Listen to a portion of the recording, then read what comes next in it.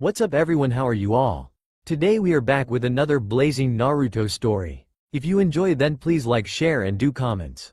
Konohagakure no Sato, more simply known as Konoha, was a sprawling shinobi village. Contained within its walls was not only the village proper, but also large swaths of nature around the outskirts. These areas contained both training grounds as well as untouched nature, and it's in one of these areas that our story begins.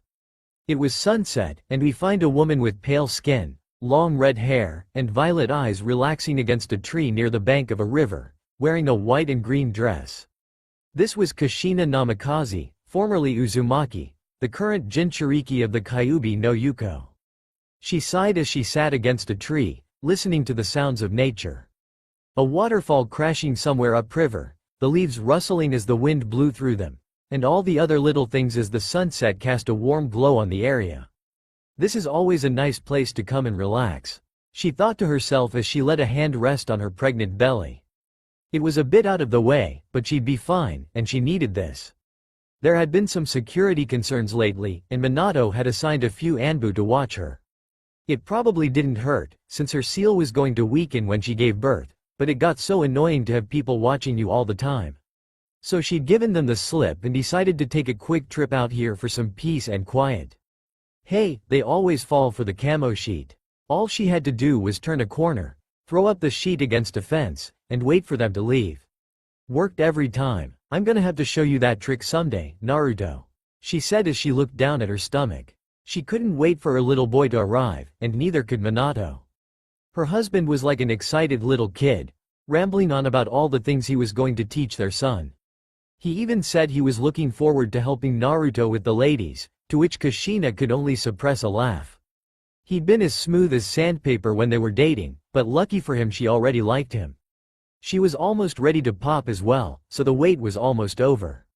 She sat there enjoying the quiet for a few minutes before deciding that it was probably time to get started back to the village.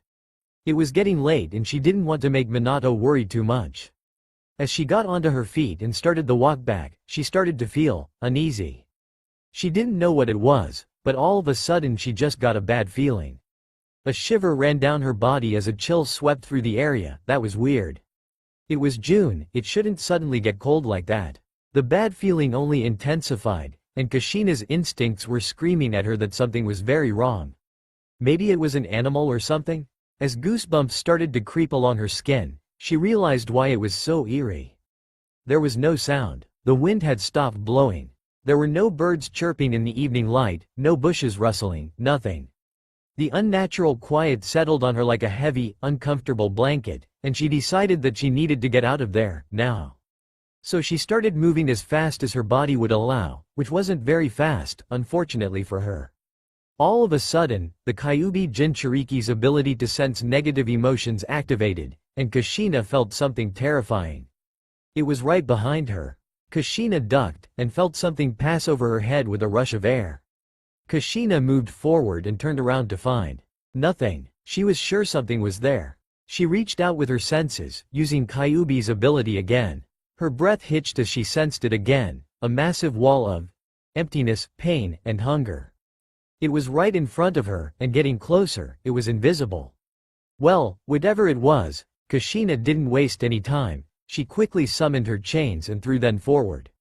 She watched them carefully, and the second one looked like it hit something that wasn't there. She commanded them to wrap around and capture it, and they did. Whatever it was tall, but only a bit bigger than her. Kushina was evaluating her next move, when a snapping sound entered her ears. It was breaking her chains. She needed to do something fast, so she used her chains to throw her attacker as far away as she could.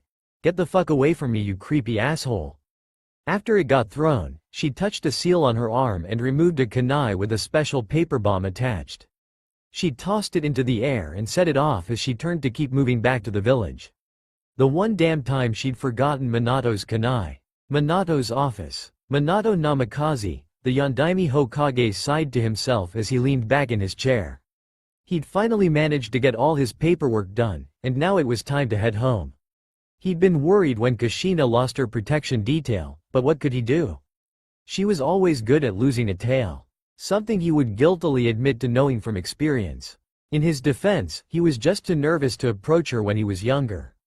Speaking of Kushina, a deafening explosion sounded as a crimson-red cloud of fire appeared over the village outskirts. He knew what that explosion was, an attack signal, and there was only one person who made them that shade of red.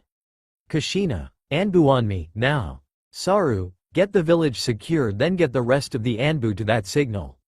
Hi. Kushina was taking deep breaths and trying to calm herself down.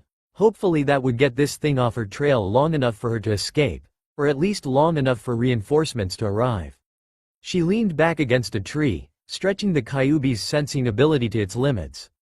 Soon enough, she felt it. Whatever it was following her. She held her breath, hoping it would give up and leave. It was moving slowly, probably trying to pick up her trail, but it wouldn't. Kushina may have been pregnant, but she was still able to hide without leaving evidence as to where she was. Now all she had to do was wait for it to move on. Just stay calm, Kushina. It has no idea where you are. Kushina didn't even have time to react as it suddenly appeared on the other side of the tree, and her blood ran cold as a sudden wooden snap rang out.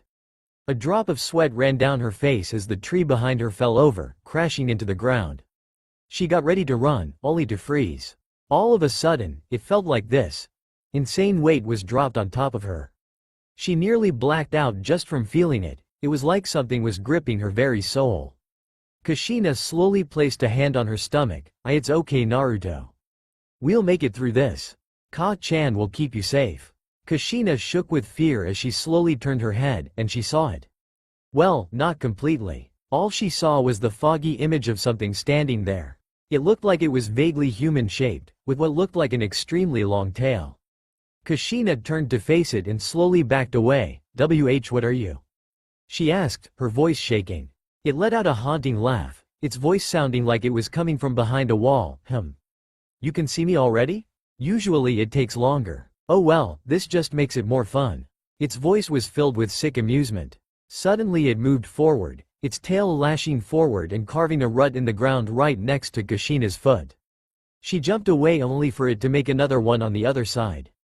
Kushina backed up as it continued forward, continuing its little game of terrorizing Kushina.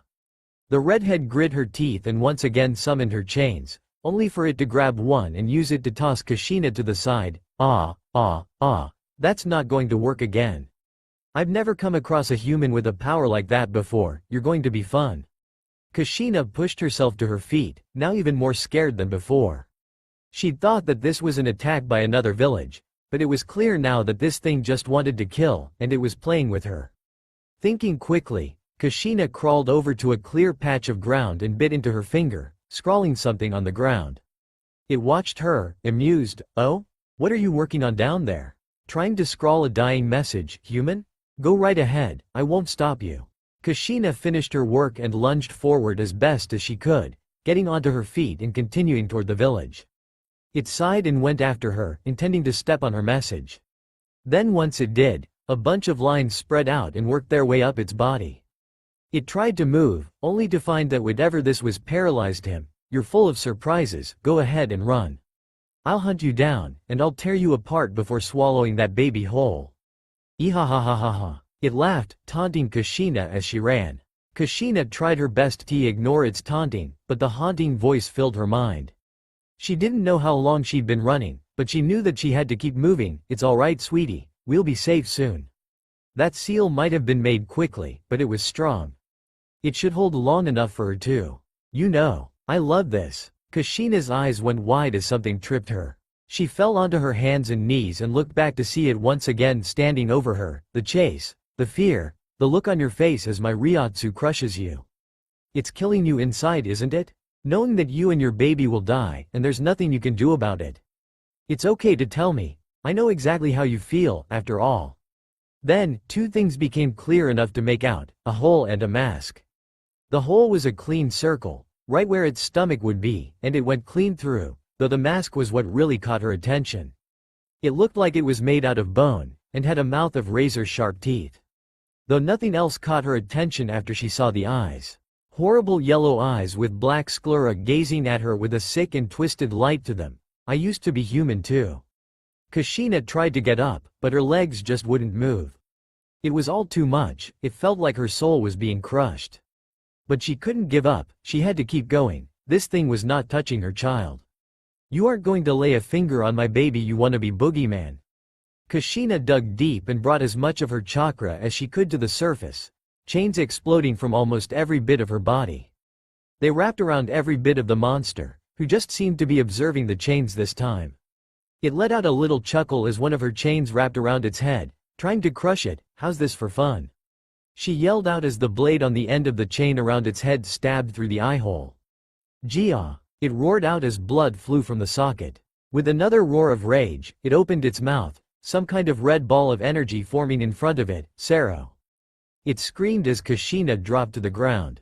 A beam of energy flew over her, carving a trench into the ground before finally colliding with something and exploding, briefly lighting up the darkness of dusk. Kushina looked up, her eyes wide with fear at the damage this thing had caused with one attack.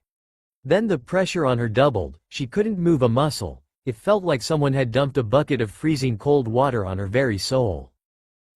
I was going to play with you a little longer, but now you've made me angry. I'll make you watch while I tear that pathetic thing out of your stomach and rip it apart limb by limb. Before Kushina could react, it gripped her by the throat, lifting her into the air.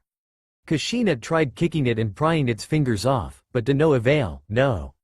She cried in her mind as its grip cut off her breathing. Kushina summoned more of her chakra and wrapped her chains around its arm, trying to snap it, or at least move it.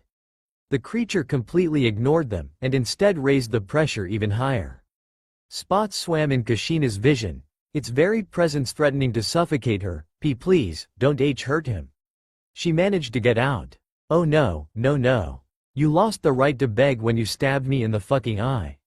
Not that I would have spared you if you'd begged before. It raised its arm to make good on its threat, only to hesitate as a lot of signatures entered its sensory range. All of them had powerful signatures like the woman. It growled, as much as it wanted to take its time and torture her. If all of them had abilities like hers and weren't weighed down by pregnancy, then it might actually die. She clearly knew they were coming too. If the hope in her eyes was any indication, what's with that look? She looked back at it, startled. You think you're safe? It would be a shame to ruin the fun, but killing her quickly would have to do. Then, an evil thought came to it. You know what? I think I'll leave you with something to remember me by. I'm just sad I won't get to be here and watch you suffer while your child dies. Its arm came down, pointed at her stomach, before all its pressure settled on her, or more specifically, something inside her. Kushina's eyes widened in terror as it let go, dropping her to the ground. No, no. What did you do? She screamed as it started to disappear. Hee ha ha ha. You may have escaped me, but I'll make sure you never forget me. It said maniacally as it completely disappeared. Kushina struggled to her feet, and managed to get up just as Minato and a full squad of Anbu appeared. Minato rushed to her. Are you alright? What happened? She then took a second to look around at the destruction, particularly the giant trench and crater. What did this? No time. Hospital, now. It did something to Naruto. Minato nodded, picking her up. Search the village. I want whoever or whatever did this dead by morning. Konoha Hospital. Get me Tsunade, now. Minato yelled out as he carried Kushina into the hospital. Kushina was practically hyperventilating. The stress of the last few hours was taking its toll. Kushina, you need to calm down, just take deep breaths. Kushina seemed to heed his words as her breathing slowed. I'm already here. A busty blonde woman asked as she entered the lobby with a teenage dark-haired girl. I want two of our best to assist me. Yesterday. You too, Shizune, we might need you. She then motioned for Minato to follow her. They headed to the nearest empty room and got Kushina onto a bed. Tsunade started checking her over. Kushina, what happened? Where are you injured? Kushina pushed Tsunade's hand away. Forget me, check on Naruto. It did something to him. At her insistence, Tsunade moved to checking on the baby. She couldn't sense anything wrong, but something felt off. She switched between different diagnostic jutsu until something made her gasp. What? What's happening? His soul is dying, she said before turning to the door as two other doctors fully prepped for surgery came in. They both jumped as Tsunade immediately got them working. Get the hell over here. We've got a baby with a degrading soul. They both scrambled over to her. We can't fix it while he's in the womb. We'll have to do a C-section and help him after he's out. She started barking orders. You two, start using Tamashi no Hozan. Keep his soul intact while I help Kushina. Shizune, you'll be my nurse. Why yes Tsunade-sensei, Shizune said as she quickly got ready. She was still relatively new to emergency operations, and what better way to ease someone into it than a C-section on a pregnant Jinchuriki to save a dying baby. Of course she didn't dare say this out loud, or Tsunade would probably kill her. Speaking of Tsunade, the slug princess was in deep thought. Techniques that attacked the soul directly were rare, but there were ways to counter them. However, she couldn't use them on an unborn baby. Kushina was close enough to the due date that Naruto should be healthy, but the timing on getting him out and healing his soul would be close. As they got Kushina set up for the C-section, Minato couldn't stop himself from asking, "What do you mean his soul is dying? Is he gonna be alright?" He watched as the two assistants' hands glowed pure white against Kushina's stomach. "It'll be close, but if we can get him out then we can help him. Shizune, go to the front desk and tell the nurse we need a surgery room prepped for an emergency C-section." Shizune was about to get to it when Kushina spoke up, "No." Everyone looked to her in surprise. "I don't care about anesthetic. I don't care about the procedure or any of that other shit. Cut me open, get Naruto out, and help him," she said, looking Tsunade directly in the eye. "Fine. Alright Shizune, change of plans, you'll be on suction duty. Tell the nurse we need a pump for amniotic fluid. Also give Kushina that towel, she's gonna need something to bite on." What followed was a hasty and painful experience for Kushina. They even had to try some unorthodox cutting to keep from disturbing the Kyuubi's seal. Nobody had ever tried a C-section on a Jinchuriki, and they really didn't want to take any chances with the first one. Normally there would be a lot more cleanliness and preparation involved in a C-section, but they didn't have the luxury of time. Kushina spent most of the operation gripping the sheets and screaming into the towel. It only took about 30 minutes, but it felt like hours knowing that every second counted. It was made even worse by the assistants commenting that they couldn't keep Naruto's soul intact, it was wasting away too fast for them to keep up. Thankfully, Naruto was brought into the world not long after that. Tsunade idly realized that he looked just like a miniature Minato. Tsunade immediately moved him to a side table while Minato comforted Kushina. "Shizune, stitch her up. You two, keep using the jutsu while I heal him." Once she started working on fixing Naruto's soul, she realized that it was much worse than she thought. His soul was dying quickly, and she didn't know if she could help him in time. Tsunade shook her head, she couldn't think like that. This would work, she knew it. It was a race against the clock as Tsunade worked tirelessly to help the newborn Naruto, and it was a race Naruto was losing. His skin was pale, he wasn't making a sound, and he was barely moving. Come on. I'm almost there." It was going to be even closer than she thought, but she had to do this. The taint was almost purged, but Naruto's soul was almost completely lost. Tsunade raised her hand, glowing and covered with blinding white chakra, and pushed it all inside Naruto at the exact instant that the last bit of his soul was snuffed out. Everyone watched as little Naruto stopped moving completely, the life leaving his eyes. All was silent before Tsunade sensed his soul spring back to life. Naruto let out a loud cry, the color slowly returning to his skin as he wiggled around. Tsunade breathed a sigh of relief, picking Naruto up and looking him over. It didn't look like there were any immediate problems. Did he always have those whisker marks? Whatever, it didn't matter. Tsunade handed him off to his mother before collapsing into a chair next to the bed. Kushina held Naruto close, his crying slowly subsiding now that he was safely with his parents. They both watched as his eyes opened up, showing that they were a vibrant blue. Kushina looked up at Minato. "I suppose you want to report on what happened?" Minato shook his head with a smile. Reaching down to brush a hand over Naruto's hair, "It can wait. For now let's get you two cleaned up and just relax, okay?" As the assistants got ready to move Kushina and clean Naruto up, Minato looked back down at his son. "Well, you certainly didn't come into the world the way we expected, but you're here now and we're all safe." Kushina nodded. "See? I told you I'd protect you." Once they were moved and cleaned up, Kushina spent the rest of the night holding onto Naruto, as if she were afraid he would disappear if she let go. Little did she or Minato know that this event would send Naruto's life down a path none of them could have predicted. It was the next morning, Minato and Kushina were alone in the room, as Tsunade had taken Naruto to get examined and make sure there weren't any lingering problems. So, this invisible monster is what caused all that destruction? Minato asked, getting Kushina's report. His wife had clearly been shaken by the incident, but she was still able to get through what happened. As she spoke, it became clear that the incident had left scars with Kushina, and why wouldn't it? The only reason she'd survived as long as she had was because it was taking pleasure in toying with her. Kushina nodded, her breathing shaky. So, did they find the thing? She asked, before another question came to mind. You really didn't see that beam?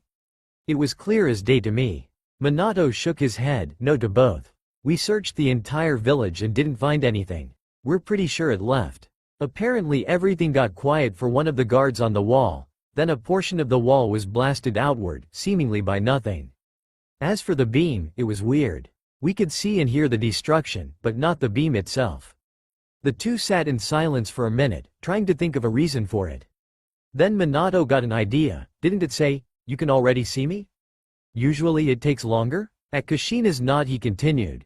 Maybe the longer you stay near it the less its invisibility affects you. That would explain why you could see it in the beam but the rest of us couldn't. That makes sense. She shivered. I just hope that it never comes back. Well, like you said, it's gone and we're all safe now. Kushina gave a warm smile in response. Their tender moment was then interrupted by a knocking on the window. They both turned to see a familiar figure with long white hair giving them a goofy grin and a thumbs up. Minato gave an amused smile. Opening the window, it wouldn't kill you to use the door, sensei. Jiraiya shrugged. I was going to. But the nurse at the register wouldn't tell me what room you were in. Apparently Tsunade told everyone that your room was off limits. Though she may have been annoyed that I appreciated her figure. He looked around with a smile. So, where's the little guy? Kushina crossed her arms. Tsunade took him to check up on him. I don't understand why she couldn't just do it here. Oh, and Jiraiya, we've got something for you to be on the lookout for. I heard, some invisible beast, right? Minato and Kushina spent the next few minutes regaling Jiraiya with all the events of the previous night, and by the end the Toad Sage was shaking his head in disbelief. Damn. Well, it's a good thing I was close to the village when you contacted me. Now I can get started on finding out about this thing quickly. His face then relaxed. But first I'd like to meet my godson. As if the universe was listening, the door to the room slid open, and Tsunade stepped in holding a giggling Naruto. Hey there, princess. How is he? Tsunade looked up at him, and he immediately knew that something was wrong. Tsunade? Everyone looked over to her as the blonde woman walked over to Kushina and handed Naruto to her. Naruto is, she stopped, seeming to not know what to say. Kushina looked up at her, holding Naruto close. What is it? Is he alright? Tsunade sighed, before massaging her temples. Physically speaking, he's fine. I couldn't find anything wrong with him, except, goddammit, I don't know how else to say it, he doesn't have any chakra. Her words didn't register with them at first, but when they did, a chill ran through everyone. Minato looked down at Naruto's gurgling little form. What? That should be impossible, right? I mean, we were taught that every living thing has chakra, no matter how little. How can Naruto not have any? He asked. I don't know. I checked, double-checked, and triple-checked. Then I had a Hyuga nurse take a look at him with the Byakugan. His chakra core and coils are completely empty, no matter how impossible it may seem. She sat down on a chair and heaved a tired sigh. Last night, I managed to get rid of whatever was killing his soul, but it was a close call. I managed to fix his soul right as it died. I thought that I managed to completely save it, but there were a few seconds where Naruto was dead. Your chakra only leaves you when you die, so Naruto must have lost his chakra then. She looked over at Kushina. I'm so sorry. If I'd been faster, if I'd wasted less time. Kushina just gave her a small smile. Stop it, Tsunade.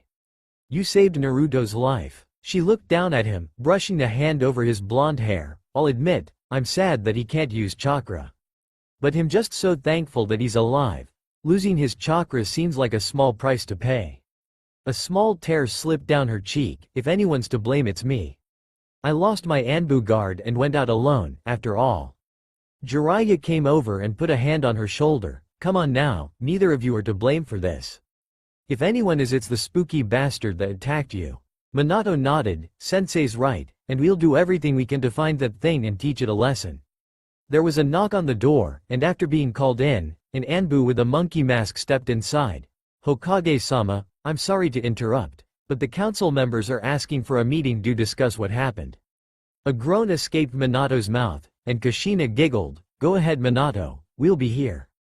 At least until. When can I go home, Tsunade?" "Well, I know how much you hate the hospital, but I want to keep you two here for a few days, just to make sure everything's alright," Tsunade said, before giving Kushina a glare when the redhead looked ready to argue. Kushina frowned and pouted. "Fine. We'll stay for a while." Jiraiya stretched as he headed toward the window. "Well, alright then, since everyone's going about their business, I should probably get back to mine." He then shivered as he felt two sets of eyes start burning holes in his head, spying her. "Research?" Kushina asked with a deadly tone to her voice. "Spying, of course. Come on, what do you take me for?" Jiraiya asked. Tsunade gave him a deadpan look. "You don't want us to answer that question." After watching a grumbling Jiraiya jump out the window, Kushina kissed Naruto's head and looked down into his bright, blue eyes. "Are you excited to go home?" "I know I am," she cooed to him, smiling as Naruto tried to grip her red locks. "You know what? Even if you can't use chakra, I know you'll go amazing things, my little maelstrom." 8 years later, Uzumaki compound. "Ha!" came Naruto's cry, throwing a punch at his father. The blonde had grown normally over the past 8 years, something that his parents were grateful for. His hair had grown a bit longer, now hanging over his forehead, and he was wearing a blue t-shirt with an orange spiral on it and black shorts with blue shinobi sandals. He threw another punch, hitting Minato's hand, before transitioning into a sidekick. However, just after the kick hit, Minato grabbed his foot and gave it a light shove, making Naruto fall back. "Wah-hey." As he fell back, Minato stood up and offered a hand. "Remember Naruto, draw your leg back right after the kick connects. Otherwise your opponent will do that." He always enjoyed these spars with Naruto, and even if he didn't have chakra, they wanted him to be able to defend himself. Naruto grumbled, but grabbed his father's hand. "Yeah, I know too-san. So, are we gonna go again?" Minato let out a chuckle. "Not this time, it's almost time for lunch, and we don't want Ka-san mad at us for letting our food get cold," he said with a shiver, which Naruto matched. The two of them were currently in the courtyard of the Uzumaki clan's Konoha compound. It was traditionally designed like the Hyugas, though nowhere near as big. It just had the main house with a few smaller guest houses. It was originally meant as a house for visiting Uzumaki back in the days when Uzu Shiogakure was around. However, Kushina had moved in when she got to Konoha, with Minato joining her after they'd started dating. The two made their way into the dining room to see what looked like a miniature Kushina already sat at the table. She had the same skin, hair, and eyes, but the hair was done up into a pair of twintails. She turned to them and gave a megawatt grin, bouncing over to them and grabbing Naruto's hand. "Ni-san. Come sit next to me, I want to show you something." Naruto nodded, before his sister yacked him forward. "Okay Yui. Stop pulling me, I'm coming." Yui Namikaze was the newest addition to the Namikaze family, an undeniable proof that when Kushina had children, bad things happened. Not that it was her fault. A long-thought-to-be-dead shinobi showed up in the village while she was giving birth to Yui and ripped the Kyuubi out of her. This time they'd gone the whole 9 yards that they usually go to when a Jinchuriki gives birth, a sealed chamber in a secret location where nothing could go wrong. Well, almost nothing. Just after Kushina had given birth to Yui, a masked man who Minato believed to be Madara Uchiha had appeared and taken Kushina, then unleashed the Kyuubi upon the village. Tsunade had been there and had tried to stop him, but Madara had used Yui as a shield to keep her and Minato from doing anything until he'd gotten away with Kushina. After that, Minato had gone after him and Tsunade had gone to help defend the village from the angry Biju. Naruto was only 2 when the attack happened, but he had a very clear memory of catching a glimpse of the beast while he was being taken to one of the village's shelters by Shizune. His parents hadn't shared all the details with him, but apparently Minato had managed to fight off Madara while Jiraiya, Tsunade, and the Sandaime fought the Kyuubi. They'd managed to keep it more or less contained in one part of the village, but it had still caused a fuckton of damage. Then, to get rid of it, Minato was forced to use an extremely powerful seal which would cost him his life. What Minato had intended to do was split the Kyuubi in half, part going to Yui, and the other part going into himself. He believed that Yui would need to control the Kyuubi someday and wanted to take half of the Kyuubi with him to keep the full Kyuubi from overwhelming her. However, this wasn't how it ended up working out. Flashback, night of the Kyuubi attack. The Shinigami was a bit annoyed at the moment. He had a very busy schedule: collect the souls of the dead, watch the barrier sealing this world off from the other one. Well, actually that was it, but it was a very time-consuming job. Not to mention there was a hollow running around doing who knows what. In all the years since the Soul King had created him, he'd never once allowed a hollow to get past him, then this one somehow shows up. Thankfully it seemed to just be biding its time right now, which was good because it gave him enough time to find the little fucker. Anyway, the Shinigami was annoyed because his work had gotten interrupted by the humans who summoned him. Apparently this human had developed a seal that summoned him to seal things away, and he was being asked to seal half a Biju into a newborn and half into the man who summoned him. Well, he'd done stranger things. He cracked his fingers and prepared to work, before something caught his attention. The woman, her Ryotsu was much higher than it should be. The only reason it would be was if she'd been in contact with a spiritual being. He certainly hadn't been the one, so who? Ah, the hollow. Speaking of hollows, what was that he was sensing from the village? It was definitely a hollow, but it felt strange. The Shinigami focused on it, and before his eyes appeared a toddler, crying in the arms of an older girl. Well, that was unexpected. Then, the more he focused on this boy, examining his Ryotsu, the more interested the Shinigami became. He was certainly an interesting case. It looked like his soul had completely hollowified, but was somehow resuscitated, creating a living hollow. It would appear that the woman was attacked by a hollow, with the child being killed in some fashion, but brought back to life with a hollowified soul. Interesting, though this would require a bit of observation. The boy was the first of his kind after all. If he couldn't control his powers, then he'd become a big problem. Of course, if he could learn to control it, then he could be an incredibly valuable asset. He was getting off track. Before any of that, he needed to get this contract sorted out. Speaking of, maybe he could use this to his advantage? If he let the boy's family live, then he could already have a debt to hold over him if he ever needed something from the boy. Plus, he would be lying if he felt like he didn't owe the woman something. He'd allowed a hollow to slip past him, by accident or not didn't matter, and this woman was attacked as a result. Plus she must have made it fire the Sero, which alerted the Shinigami to its presence. Count yourselves lucky humans, none of you are dying today. He thought to himself, now, let's take the yang portion and put it in the baby. Then we'll take the yin portion and put it in the woman. Oh right, she's dying. Well, let's just give her a little more life energy. Normally he wasn't allowed to do his own thing like this, but he felt he'd earned a little right to bend the rules. He finished by snapping his fingers and fixing the holes in their chests from Kyuubi's claw. The Shinigami took a few minutes to admire his work, before taking one last look at Naruto's Ryotsu and fading away, the sealing contract complete. Meanwhile, Minato now knelt by Yui's crib, an unconscious Kushina next to him, and a look of utter confusion on his face. The Shinigami had seemed like it was ready to do its thing, then it just stopped, looked around and thought for a while.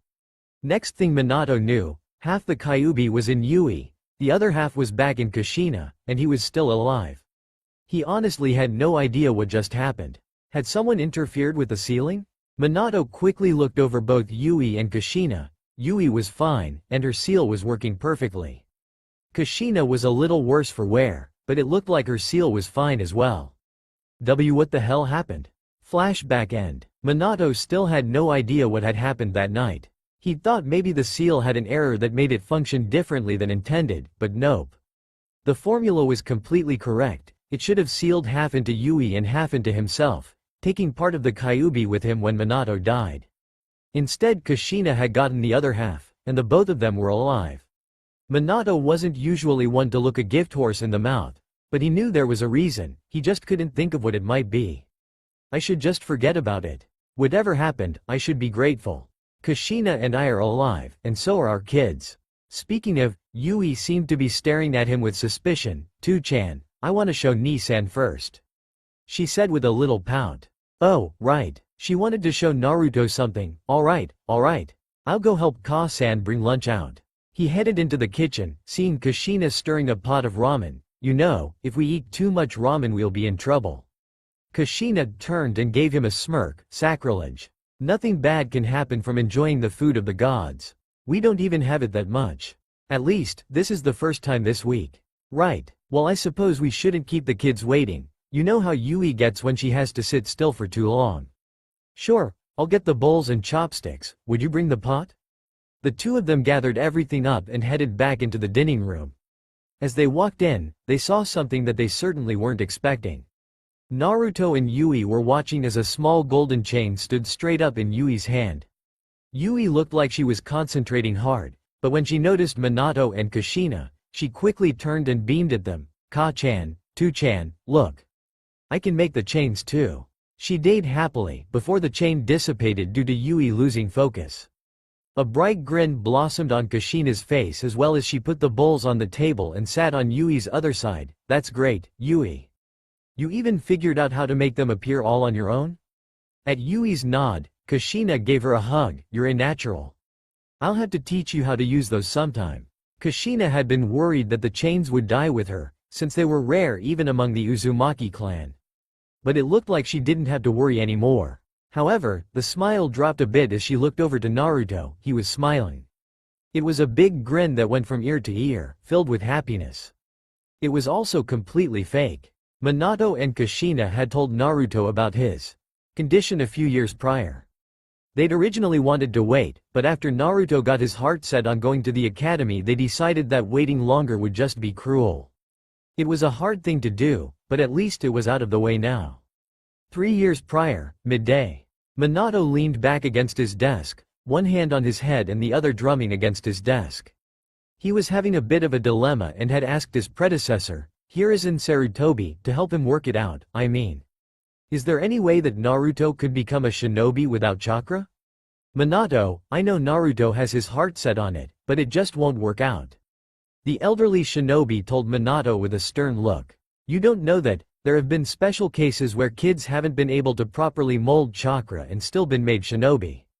Naruto could still work his way through the academy. Hiruzen shook his head. In all those cases those kids have been able to at least use chakra to enhance their physical abilities and activate items which require chakra to use. I know Naruto is a strong child, but he doesn't have any chakra to work with. Not only that, but think of his safety. At Minato's raised eyebrow, Hiruzen elaborated, even a genin could beat highly trained opponent who can't use chakra. Naruto just wouldn't be able to keep up with a shinobi's strength and speed. He'd be a sitting duck on the battlefield and get himself killed. Minato looked down at his desk. I know that. It's just, when he looks at me with those bright eyes, telling me he's going to be the strongest ninja in the world, I just want to help him get there. Hiruzen placed a hand on Minato's shoulder, a fatherly smile on his face. That's because you're a good father, Minato. You believe in your son and you want him to succeed in whatever he wants to do. But part of being a parent is telling your children the truth. Even if it hurts. The office was quiet for a few minutes, before Minato let out a long-suffering sigh. Alright, I get it. Thanks, Hiruzen-sama. He turned and looked out the window. He really hated having to do this, but the old man was right. I think I'm going to take the rest of the day off. Naruto will probably need some family time after this. Hiruzen nodded. Go ahead, I'll finish up here. He gave a joking smile. Just don't make a habit out of it. I retired to get away from the paperwork. So, what should we have for dinner, Naruto? Kushina asked her son with a smile. And don't say ramen, we already had it yesterday. She was in the living room of the Uzumaki estate, sitting on the couch, with her 2 children on the floor. They were both drawing in some coloring books she'd gotten them. Well, Naruto was still coloring. Yui looked like she was ready for a nap. Naruto shrugged. I don't know, maybe pork chops then? He said, before looking up at Kushina questioningly. Hey, Ka-san? Can you teach me how to make those chains? Kushina blinked in surprise, not expecting that. I don't know, Naruto. It's not really something you can teach, either you're born with it or you're not. She said, trying to skirt around the fact that he didn't have any chakra. She hated hiding it from him. Maybe it was time for she and Minato to come clean. He looked like he wanted to say something else, before something caught his attention. Tu-san's home. He got up off the floor and raced toward the front door. Kushina gave a little huff and watched him go. She had no idea how he did that. Naruto was somehow able to tell when people were getting near him before anyone else. Obviously he wasn't a censor. Kushina was brought out of her thoughts by Naruto coming back into the room with Minato, trying and failing to whisper conspiratorially, "Two-san, help me convince Ka-san that we should have ramen again." Minato let out a chuckle, "Careful, Naruto. You wouldn't want Ka-san to get the boken out, right?" His smile widened as Naruto shivered, before it dropped a bit. "Hey Naruto, it looks like Yui is pretty wiped out. Would you put her crayons and coloring book away while Ka-san and I take her to her room?" Kushina raised an eyebrow as Naruto nodded, gathering up his sister's crayons. Minato picked Yui up off the floor and gestured to Kushina to follow him, which she did, though she was a bit confused. Once they got to Yui's room, Kushina waited outside while Minato set her on her futon and headed out, sliding the door closed. Minato turned to her and gave her a somber look. "I think we should tell Naruto about his chakra." "What? I thought we were going to wait," she exclaimed, not liking that this came out of nowhere. "I just got to thinking about it today. I don't want to take away his dreams any more than you do, but the longer we wait the worse it's going to be on him. We have to tell him sometime, and I think that getting it out of the way as soon as we can is the best option. But it'll crush him. We wanted to wait until he was older so he'd understand, and he's only 5. Just imagine how upset this will make him." Minato looked her in the eye. "Imagine how upset he'll be when he gets old enough to enter the academy, and learns then. We let him wait until just before he got started and then just rip it all away from him. That would be even worse." He took Kushina's hand. "I know you don't want to hurt him, but he has to be told." Kushina was silent for a minute. She started to say something a few times, but her words always died in her throat. Finally she sighed and nodded her head. "Right, you're right. The longer we wait, the worse it will be." She took a few breaths to steady herself before they went back to the living room. Seeing Naruto still flipping through his coloring book, "Naruto, could you come here? We need to talk to you about something," she said as they both got sat down on the couch, patting the spot between her and Minato. Naruto looked a bit confused, but shrugged and hopped up onto the couch with them. "What's up?" Minato looked down at the floor. This was going to be harder than he thought. Well, he supposed that the best thing to do was to just come out and say it. "Well, it's about your chakra, you see Naru." "Oh, are you guys finally gonna start teaching me stuff? Awesome, come on, let's go outside and see if I can use Mom's awesome chains." Before he could leave, Kushina stopped him. "Naruto, please listen to me, it's important. Okay? The night you were born, something happened. I was attacked by a monster." She shook as she remembered that night. "A monster?" Naruto asked, his eyes widening. Seeing that Kushina was struggling a bit, Minato took over. "We managed to chase it off, but it did something to you while you were still inside your Ka-san. We still don't fully understand how, but it was trying to kill your soul." Naruto put a hand to his chest. "We had to get you out early so Tsunade could save you, and she did, but because of what it did to you, your chakra was gone." Naruto looked between the two of them, eyes holding a twinge of fear. Well, it came back, right? Right? Kushina wrapped her arms around him. "We're so sorry, Naruto. But your chakra is lost, and it can't come back. But I can still be a ninja, can't I?" he asked desperately, looking up at Minato. It broke Minato's heart to look into those pleading eyes, but he couldn't run away from this. Naruto deserved to know the absolute truth. "I'm so sorry, Naruto. But it's just not possible. Without chakra, you would be killed." Naruto looked down at the ground. "So, what do I do? What can I do?" Kushina hugged him closer. "You can do anything else you want to. If you really want to be involved with the shinobi world, then you can join the research and development team, or the Fuinjutsu Corps. You don't need chakra to learn to draw seals. Plus, don't forget that when you get older, you'll take over as head of the Uzumaki clan. You may not have chakra, but I know you'll degrade it whatever you want to do." Naruto just nodded quietly, and Minato put a hand on his shoulder. "Naruto, I know this is hard, and I wish that there was something we could do to give you chakra or make it possible for you to be a shinobi, or tell you that your chakra will come back someday, but we just don't know. Though, there is one thing we do know." He then lifted Naruto's head to look him in the eye, giving him a warm smile. "Even without chakra, you're kind, you're smart, you're strong, and I know you'll do amazing things." Naruto nodded, wiping his eyes as Kushina spoke up. "That's right, and no matter what you decide to do, we'll be right there beside you. We love you, Naruto, and we always will, no matter what." "Okay," he said after a bit, clearly trying to hold back tears. They sat there holding him for a few minutes, little sniffles coming from him every now and then, before he wiped his eyes and looked up at Kushina. "Hey Ka-san, can we go to Ichiraku for dinner tonight?" he asked, a small smile working its way onto his face. Kushina returned the smile. "Of course we can, sweetie." Flashback end. It had seemed that Naruto took it well, all things considered. But they quickly realized that it still bothered him, and even after 2 years he still hadn't completely moved on from his dream of being a shinobi. Though he had taken Kushina's advice and decided to look into joining the Fuinjutsu Corps, they did accept civilians into their ranks.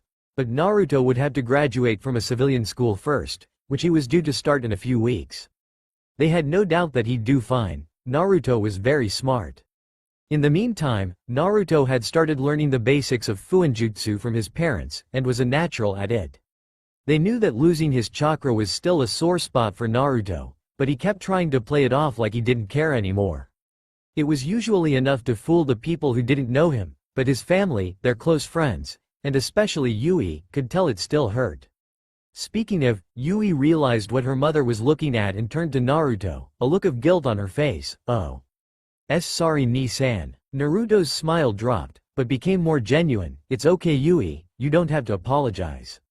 It's great that you can use the chains, and I really am happy for you," he said, and he did mean it. Naruto would admit that he'd felt jealous of Yui at first, but that had gone away a long time ago. She was the apple of his eye, and he couldn't stay jealous of her or angry with her if he tried. Minato, wanting to get everyone off the sad subject, held up the steaming hot pot of ramen. "Well, I don't know about you guys, but I'm starving. How about we get started on cleaning this big sucker out?"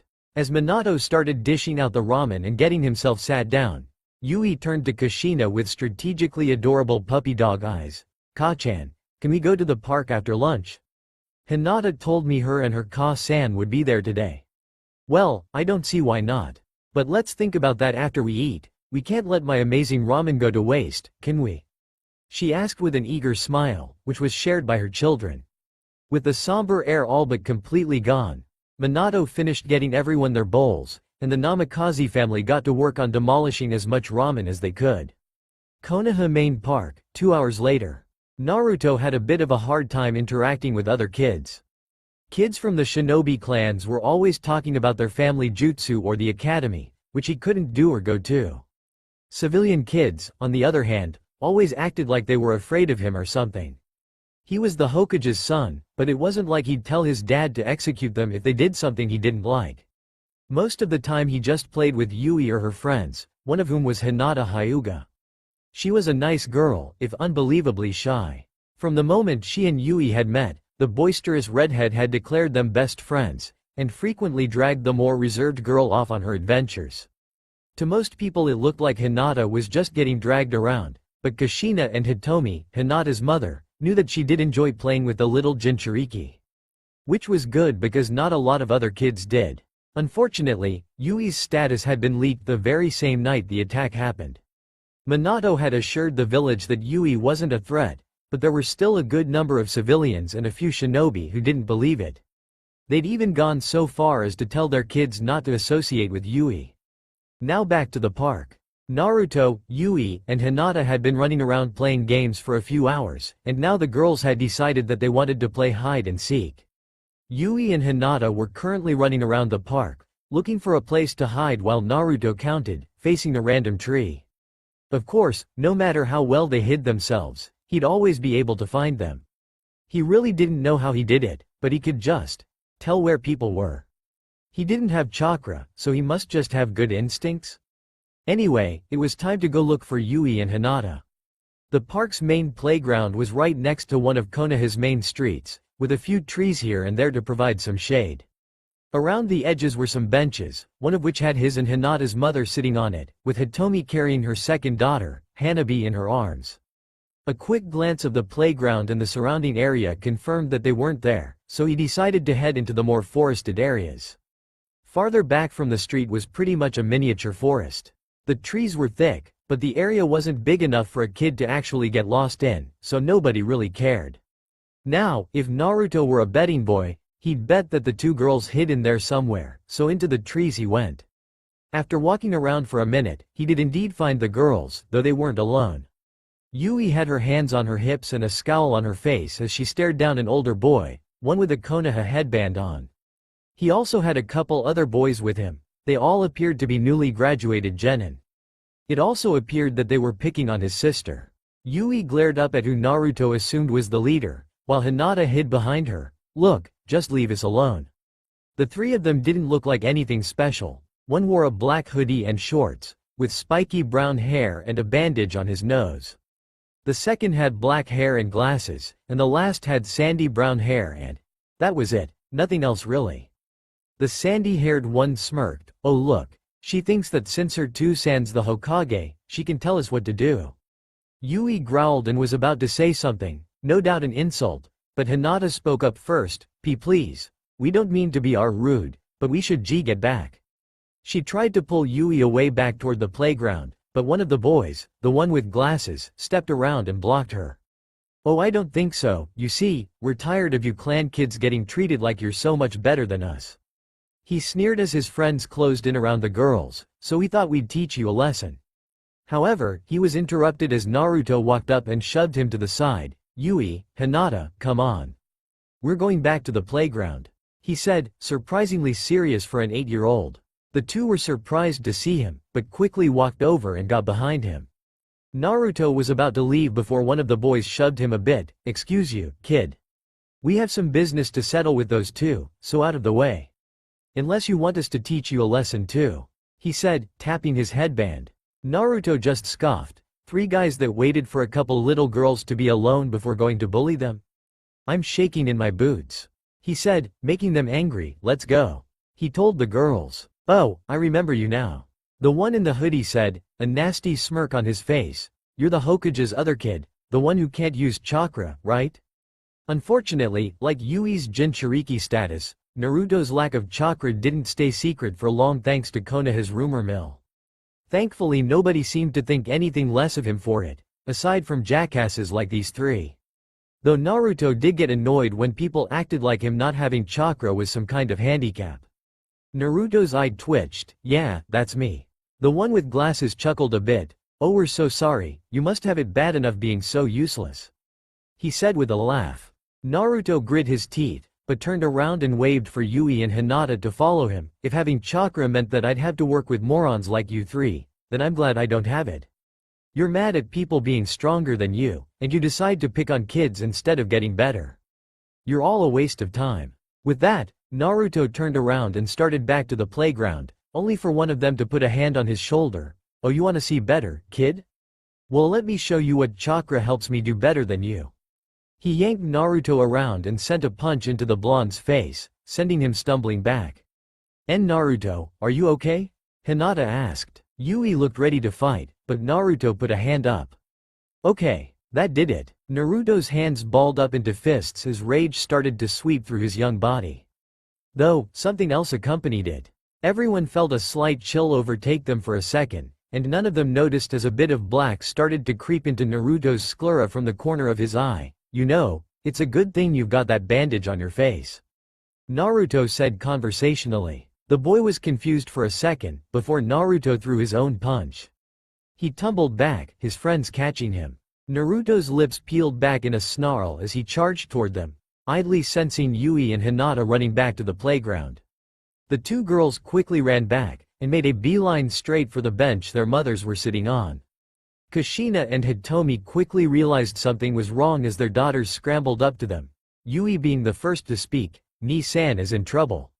Kushina jumped up. "What? Where is he? What happened?" Hitomi also stood, putting a hand on Hinata's head as the blue net clung to her mother's kimono. "What's going on, Hinata?" Hinata looked up, a few stray tears in her eyes. "A few older boys were picking on us. Naruto came and helped, but they punched him and now they're fighting."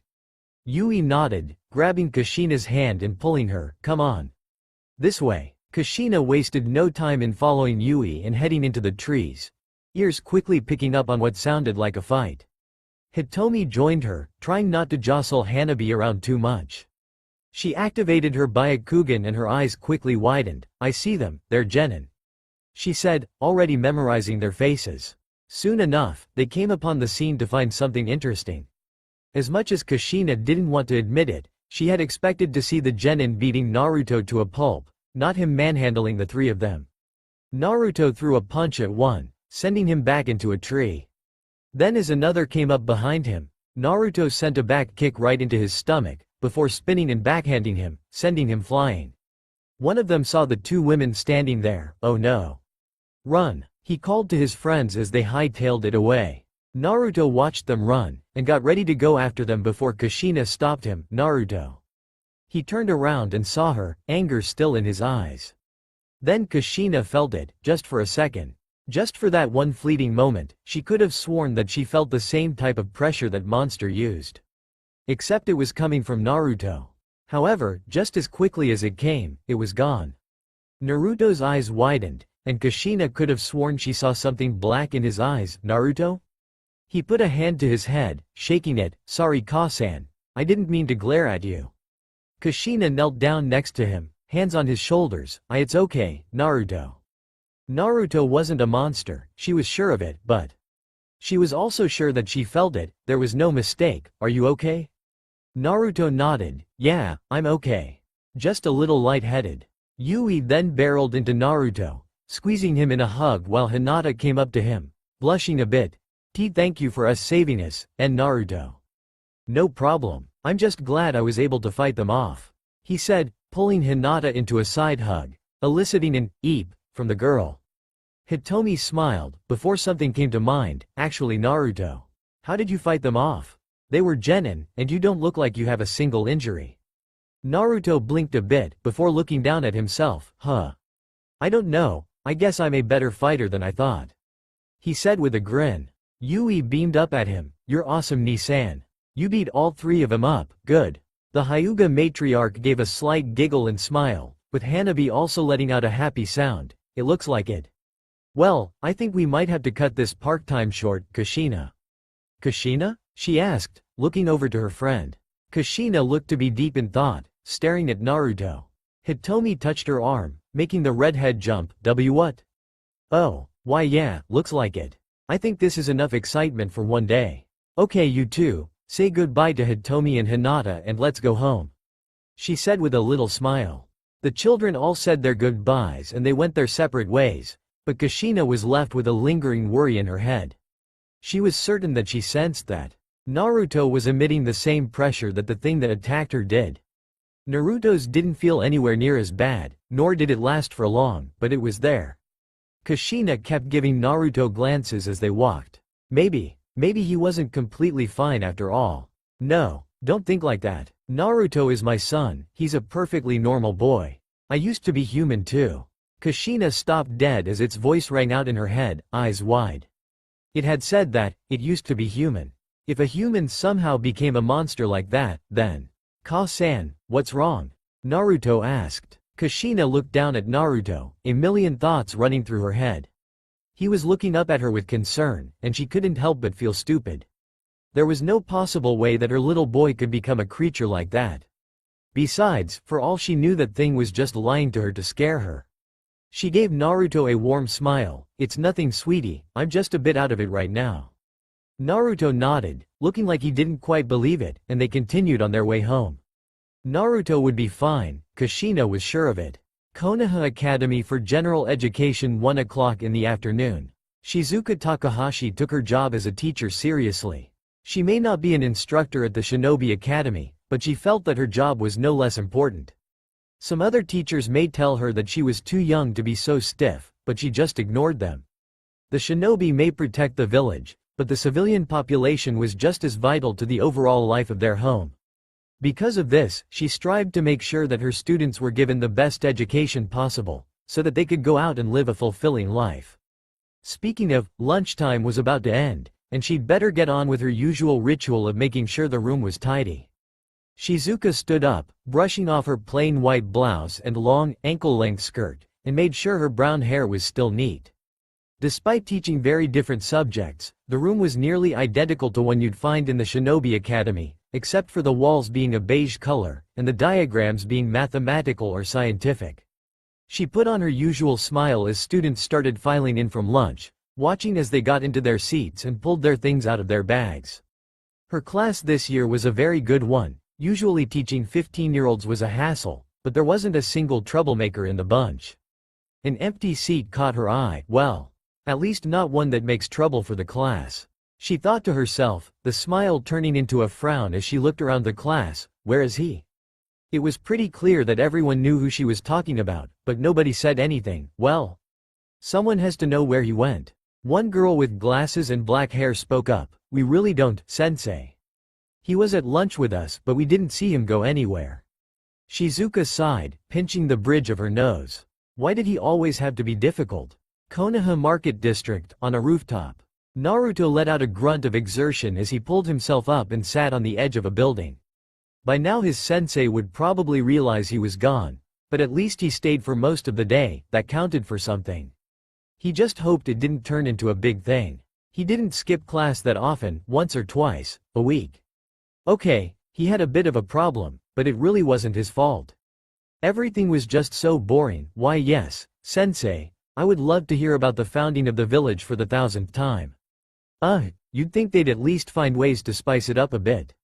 The now 15-year-old blonde sighed to himself as he looked down at the main market street. His outward appearance hadn't changed much, aside from the normal changes that came with growing up. His face had lost a fair amount of baby fat and his hair had grown, just barely reaching the middle of his neck and hanging just above his eyes. He stood at 5 feet 8 inches and had the lean build that accompanied his continued training under his father. Right now, Naruto was dressed in a pair of black shinobi pants and sandals, with a white t-shirt and blue jacket. Naruto propped his arm up on his knee and let his chin settle into his hand, watching people walk by. He closed his eyes and sat there contentedly for a few minutes, enjoying the feel of the wind on his face. Almost without thinking about it, he reached into a pocket on his pants and pulled out a rather unexpected item, a kunai. It was made out of the same dark metal as every other kunai, but its wrapping were pure black with a single white strip interwoven into it. He'd had his kunai for a little over 10 years, and it was the very first weapon he'd ever held. His mother had nearly taken his father's head off for thinking that a real, non-blunted kunai would be an appropriate present for their son's 5th birthday, but Naruto was surprisingly careful with it. He'd started training to use it with zeal, fighting imaginary enemies and learning to throw it, with his mother begrudgingly letting him keep it after she saw he knew not to be stupid with it. While his eagerness had dampened after he'd learned about his lack of chakra, he still trained with the thing. Now, if any shinobi heard this, they'd be stunned. A standard kunai lasting for 10 years of regular use without breaking was unheard of. Hell, most didn't even last a week. Kunai were disposable weapons after all, never meant to be regularly used and maintained. Nobody quite knew how, but while his parents' and Yui's kunai wore out and broke, Naruto's single kunai still held strong and looked brand new. Even if it did suddenly snap on him, Naruto didn't really know if he could replace it.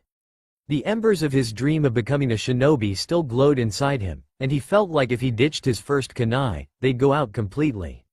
He started idly spinning the weapon on his index finger by its ring, a little habit he'd developed when he had nothing to do. He sat in silence, simply enjoying the alone time. Then, his eye twitched as something appeared behind him. You couldn't just pretend you didn't see me? He asked, a bit of disappointment in his voice. Damn scarecrow.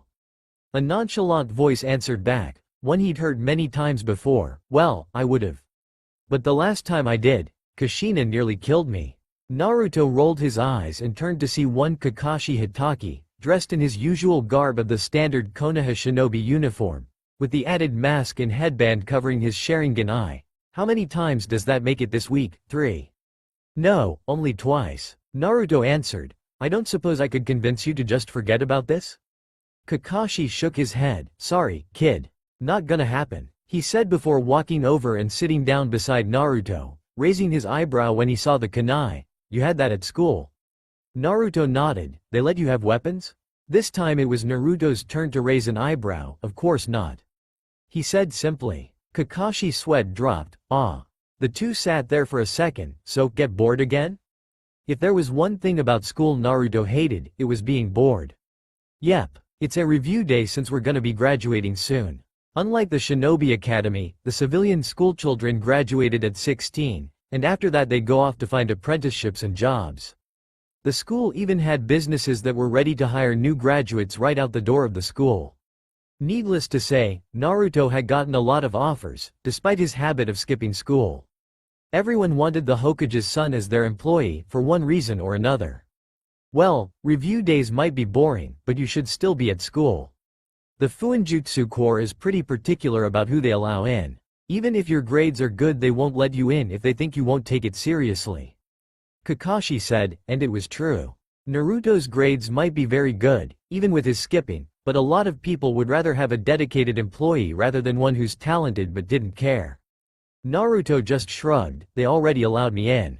Ka-san got asked to come down and help with some seal work and dragged me. They said I was amazing at it, and they'd be happy to give me a spot whenever I wanted it. Kakashi raised an eyebrow. That's good, but you don't sound very happy about it.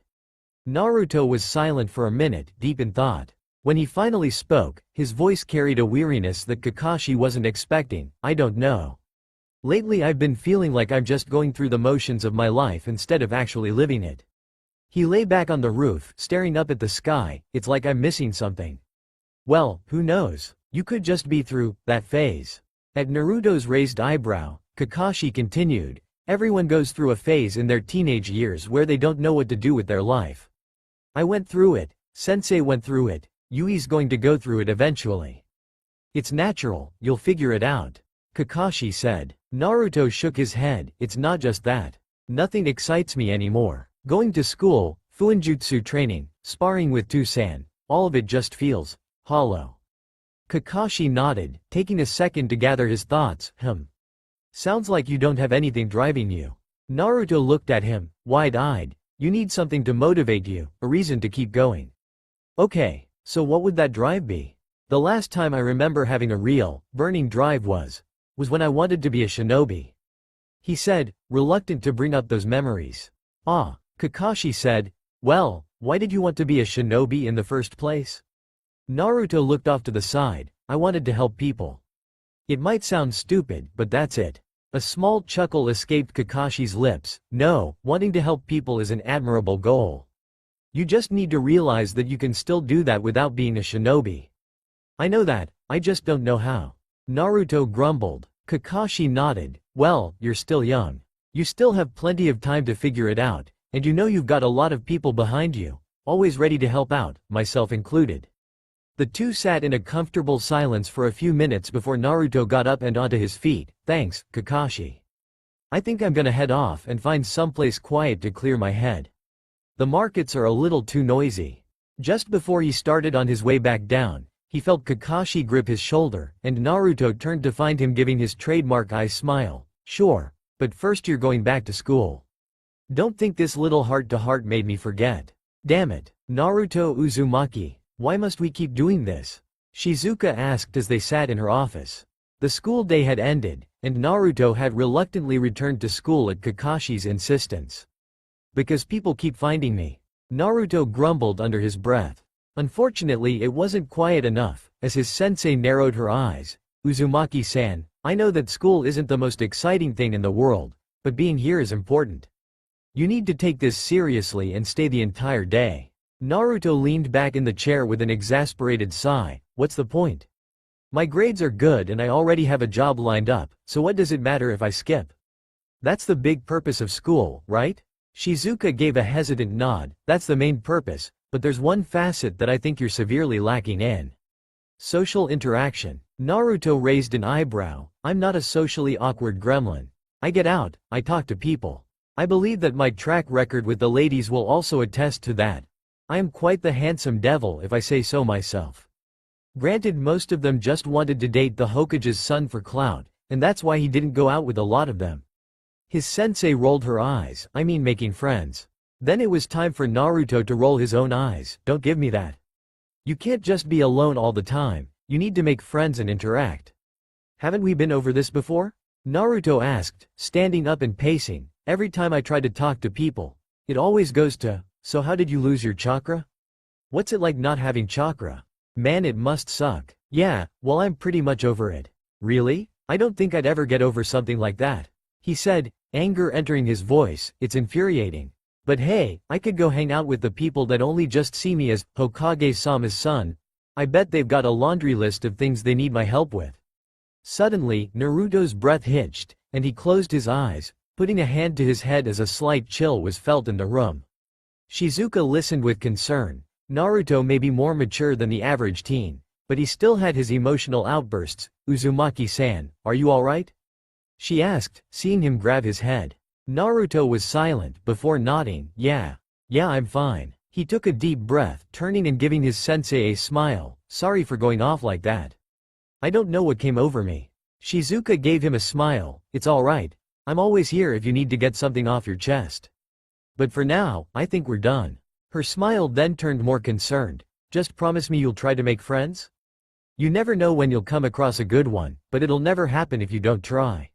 The blonde nodded. Alright, sensei. I'll see you tomorrow, he said as he grabbed his bag, then headed out of the office and out the door toward home. That was close. If he hadn't caught it in time, then his sensei might have noticed his eyes changing. Despite his mother's best attempts to keep him from realizing, Naruto had figured out that there was some kind of something inside him.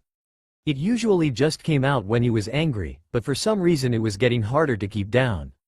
Thankfully nobody seemed to be able to sense it, aside from his mother, so if nobody saw his eyes turn black then nobody knew. He'd originally wanted to tell his parents, but had decided to keep it to himself until he knew what it was and what he could do with it. At least, that had been the plan. However, it was becoming clearer and clearer to Naruto that whatever it was just didn't want to cooperate. Not only that, but his mother was onto him.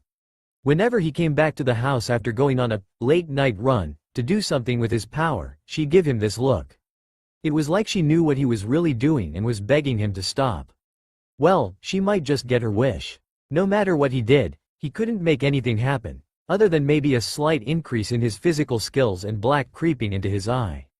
Well, that wasn't exactly true. Lately he'd been feeling a reaction from it.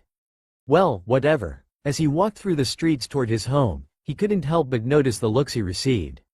Mostly it was just an acknowledging glance. Those looks were the most plentiful. Next were the few happy smiles and cheery waves from the people who lived or worked nearby, which he returned. The nice old lady who owned a bakery down the street that Yui always went to, the academy's cleanup crew on their way to work, and a few other people. Then there were the other looks, people giving him calculating stares, internally debating on how best to approach him for whatever reason, probably not because they actually wanted to get to know him. Naruto shook his head. He had to stop thinking like that. As much as he didn't want to admit it, he knew that Shizuka-sensei was right. He could do with some actual friends his own age. I'll work on it later, he thought to himself as he reached the Namikaze, Uzumaki family home.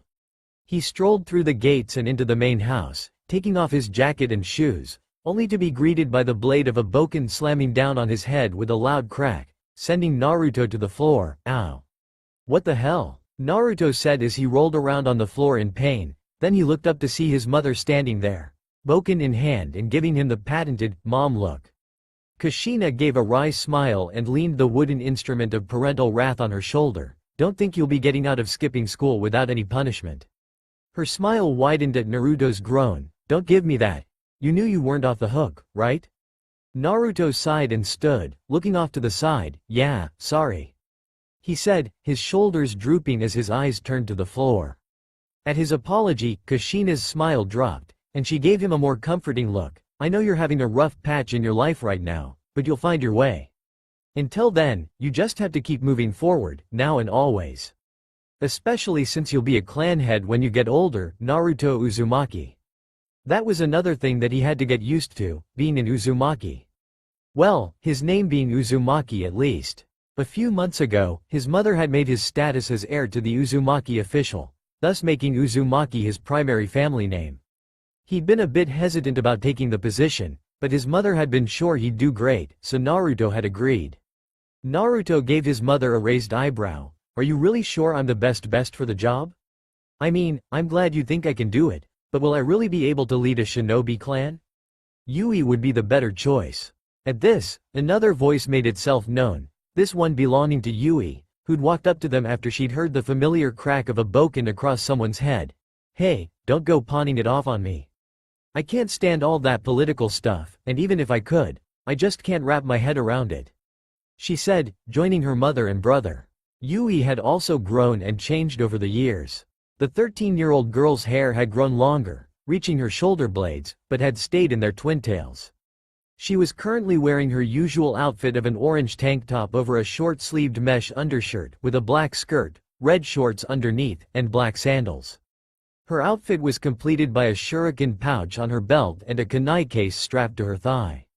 A small smirk appeared on Naruto's face. "Yeah, I guess you're right," he said, walking past Yui and toward his room. "My dear, sweet Imouto's simple mind just isn't suited for the strenuous thinking required for politics." Yui put her hands on her hips as Naruto walked past, a proud smile on her face. "That's right." "Huh?" she said, suddenly realizing what Naruto had said. "Hey, wait a minute. Did you just call me stupid?" she asked, sprinting after her brother, leaving Kushina standing there. Kushina shook her head with a smile as she heard them race through the house, Yui's angry yells turning to laughter as their chase turned into a game of tag. Truth be told, when Yui had started the academy, she'd been worried it would drive a wedge between the two, what with Naruto still holding a desire to be a shinobi. But thankfully, no such thing happened. Admittedly, everyone was still hesitant to talk about shinobi matters and chakra with Naruto around, but the two trained together and Naruto was even Yui's #1 source of advice and help with homework. As the two calmed down and went about their home business, Yui heading to the dojo to train and Naruto going to his room to do whatever, Kushina sighed and headed to the Fuinjutsu study, intending to work on a project the Fuinjutsu Corps had asked for her help on. As she worked, she couldn't help but be painfully aware of something: Naruto. Even from here, she could feel the pressure he was emitting. It was nowhere near the level of the thing she fought, but it was noticeable and getting stronger. Kushina was no fool. She knew that Naruto was aware of it, and he was trying to control it. On one hand, if he did learn to control it, then he might be able to realize his dream and become a shinobi, something she knew he still wanted. On the other hand, "I used to be human too." That thing's words stuck with her, worming their way into her mind whenever she thought about this. What if using this power would change Naruto? What if he did end up becoming a monster, unable to control himself? Kushina shook her head, thinking about it wouldn't help anything. As much as she hated it, she just didn't know what would happen if Naruto continued trying to use his power. She'd probably have to have a talk with him sometime, at least that way they could stop this dance where both of them knew what was going on but refused to acknowledge it. Speak of the devil, a knock on the door sounded. "Come in."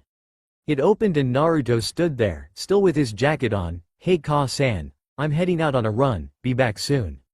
Well, no time like the present, she supposed. "Hold on Naruto, can you come in here for a second?" She watched as Naruto seemed to stiffen up, but headed into the study, shutting the door and standing in front of the desk. The two sat there in silence, with Kushina not quite sure how to start the conversation. She tried several times, but nothing came out. Thankfully Naruto couldn't hold his silence. Damn it, this is too painful. It's about this," he said, concentrating a bit and making black start to creep into his eye, "right?" he asked as the room's temperature dropped a bit. Kushina flinched, staring at the black streaks slowly bleeding into his sclera. "Why yes, it's about that." She got up from the desk and walked around. "Naruto, I'm worried about you. Whatever this is, we don't know what it'll do to you. You need to stop feeding it." Naruto raised an eyebrow. "Feeding it? Ka-san, I don't know what." "Don't lie to me, Naruto Uzumaki," she interrupted, making Naruto flinch. "I know you still want to be a shinobi, but this isn't the way." Naruto narrowed his eyes and looked to the floor in thought. How do you know? Hal held a hand over his eye. "For all we know, this could be a good thing. I mean, that thing wanted to kill me, right? Well, it failed. I'm alive, and I have this power whether we want to acknowledge it or not." While his parents told him the basics of what happened when they told him about his chakra, it wasn't until a year ago that he'd gotten the entire story. His parents had been worried that whatever it was would come back for him, and they wanted him to be aware of it, so they spared no detail. Kushina shook her head and put her hands on his shoulders. "Exactly. We don't know what it does. It could hurt you, it could kill you, it could turn me into a monster?" Kushina's words got caught in her throat. "That's what the big issue is, right? You don't want me to turn into a rampaging, bloodthirsty killer." Kushina squeezed his shoulders, silent, before a sigh escaped her lips. Yes, that's what I'm most afraid of. That thing told me that it used to be human. Whether it was lying or not, it still did something to you. She stood there, removing her hands and pinching the bridge of her nose. I just want you to be safe. I'll be fine, Ka-san. You know that I'll be careful. Naruto said, turning around to leave. Naruto, you need to take this seriously. You can't keep trying to use it. Naruto spun around. Why the hell not? He asked loudly, the black creeping in further and starting to turn his iris yellow. It's my power, so why shouldn't I use it? I'm so close to figuring it out, I can feel it. His only answer was silence, and he looked to see that Kushina had backed away a couple steps. Though that wasn't what struck him, that was the look of fear in his mother's eyes. Her breathing had quickened, her eyes were wide, and completely consumed by fear. Naruto stopped, closed his eyes, and took slow, deep breaths. After a minute, he felt his power recede and looked to Kushina, his eyes back to normal. Sorry. I didn't mean to scare you. Kushina took her own minute to calm down. It's alright, she said, before moving over and hugging Naruto. I'm not scared of you, I'm scared for you. The hug was tense, but only for a few minutes as Kushina relaxed. She broke the hug and looked Naruto in his eyes. Promise me you'll stop. Please. Seeing Naruto's stubborn look about to return, she spoke again. I don't want to risk losing you, the risks are too great. Naruto stood in silence for a minute before nodding. Ka-san. I know we don't know what it can do, but I just feel like I had to do this. I mean, could you honestly just let this go if you were me? His mother looked down at the floor, deep in thought, before looking back up at him. I don't know. But there's one thing I do know, this isn't chakra, and just because of that it might be impossible to stop. Naruto raised an eyebrow. What do you mean? Do you remember when Yui first tapped into the Kyuubi's chakra? Naruto's eyes widened and he nodded. That hadn't been a pleasant experience for anyone. A small group of civilians who couldn't separate Yui from the beast she contained had decided to do something about her. It was only a small group of them, but this was back when Yui had just started the academy and didn't have a lot of experience defending herself. Plus, without any chakra, Naruto couldn't take on that many adults at once. They'd managed to catch her while she and Naruto were on their way to the candy shop. It was the first time Yui had ever felt afraid for her life, and in a moment of desperation, Kyuubi responded. Thankfully they were close to the house, so their parents got to them quickly and stopped Yui before she actually killed any of them, using Kushina's chains and a seal Minato had prepared for just such an occasion. Truth be told, Naruto was actually afraid himself. He'd called out to Yui to try and stop her, but when she turned to him, all he'd seen were the eyes of an enraged beast out for blood. Kushina continued, You're San and I stopped her and kept her from killing anyone, but we could only do it since we knew how to suppress Kyuubi's chakra and calm Yui. She made sure Naruto was paying attention before continuing, This power of yours, we know nothing about it. My chains didn't suppress that creature's power at all, and without knowing how it works we can't design a seal to stop it. She grit her teeth and shook a bit. If you really went out of control, and if we couldn't stop you then someone would have to put me down, Naruto said with a solemn tone. He actually hadn't thought about it that way. While he certainly hoped he wouldn't become a rampaging monster, his mother did bring up good points. Naruto struggled with himself for a minute before sighing in defeat. Alright. I promise. Stupid power wouldn't even work for me anyway, he said in an attempt to lighten the mood. It apparently worked as Kushina couldn't help but let out a little chuckle. Good. She let go of Naruto and brightened up. So, how about we forget all this and you help me with dinner? Kushina asked. I was thinking about making some of my secret recipe, red hot habanero spicy curry. Naruto perked up almost immediately. He loved ramen as much as the rest of the family, but there was something about the curry she made that he couldn't get enough of.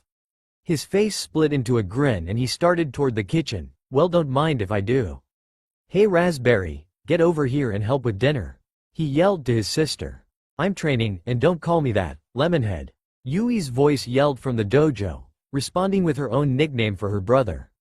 Ka-san's making her special curry, Naruto responded, and just like that Kushina could hear Yui scrambling toward the kitchen and tripping over herself, stopping at the door to the study with a big grin of her own.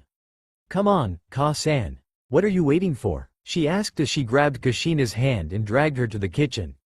Kushina couldn't help but laugh at her kid's antics, the somber atmosphere shattered by their love for her cooking. Alright. Quit pulling on me, I'm coming. After they'd gotten to the kitchen and were about to get started, they heard the front door open, and soon enough Minato poked his head in. The both of you are helping your Ka-san with dinner? This can only mean one thing, he said with a smirk. These two only got this into helping when Kushina made her special curry. Yui nodded and pointed at him. Yup, and you're being conscripted to help, now get in here. Minato chuckled and put his hands up in defense. I was going to. No need to get so aggressive, if only you two were this dedicated to school. Naruto just shrugged. School is not an exceedingly delicious dish with a pleasurable burn. Well, you got me there, Minato said with a sweat drop. Kushina just smiled as the family interacted. It was times like this that made her remember how lucky they all were, and how much she should cherish these moments. With Naruto promising to stop messing with his power, it seemed like everything was going to be fine. If only they knew what awaited them in the near future. 4 days later, Naruto sat in his desk at the civilian academy, bored out of his skull while Shizuka-sensei wrapped up the day's lessons. Remember everyone, 1 week from now our class camping trip starts.